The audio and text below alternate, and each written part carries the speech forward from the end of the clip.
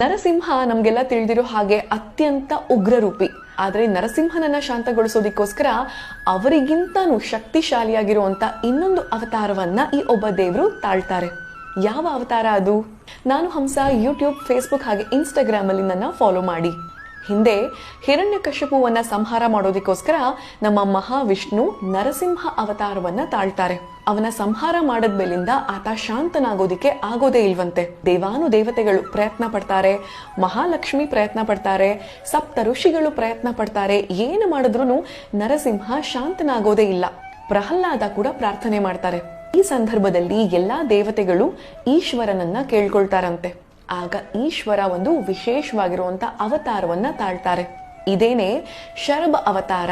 ಬೃಹದಾಕಾರವಾಗಿರುವಂತ ದೊಡ್ಡ ಪಕ್ಷಿಯ ಮುಖ, ಸಿಂಹದ ಮೈ, 8 ಕಾಲ್ಗಳು, ಅತಿ ದೊಡ್ಡದಾಗಿರುವಂತ ಉಗ್ರವಾಗಿರುವಂತ ರೂಪ ಇದು. ಈ ರೂಪದಲ್ಲಿ ನರಸಿಂಹನ ಜೊತೆ ಶರಭ ಕಾದಾಡ್ತಾನಂತೆ. ನರಸಿಂಹನನ್ನ ಯುದ್ಧದಲ್ಲಿ ಸೋಲಿಸ್ತಾನಂತೆ. ಇನ್ನು ನರಸಿಂಹನಿಗೆ ತನ್ನೊಳಗಿರುವಂತ ವಿಷ್ಣು ಸ್ವರೂಪದ ಬಗ್ಗೆ ಮನವರಿಕೆ ಮಾಡ್ಕೊಡ್ತಾರೆ. ಆಗ ನರಸಿಂಹ ಶಾಂತರಾಗ್ತಾರೆ, ವಿಷ್ಣು ರೂಪಕ್ಕೆ ವಾಪಸ್ ಬರ್ತಾರೆ. ನರಸಿಂಹನನ್ನ ಶಾಂತಗೊಳಿಸೋದಿಕ್ಕೆ ಶಿವ ಪಡೆದಂತ ರೂಪಾನೇ ಶರಭ ಅವತಾರ. ಅದಕ್ಕೆ ಅವನನ್ನ ಶರಬೇಶ್ವರ ಅಂತ ಕರೀತಾರೆ. ಮುಂದೆ ಇನ್ಯಾವ ಕಥೆಯನ್ನ ನಾನು ನಿಮ್ಗೆ ಹೇಳ್ಬೇಕು? ಕಾಮೆಂಟ್ಸ್ ಅಲ್ಲಿ ನನಗೆ ತಿಳಿಸಿ.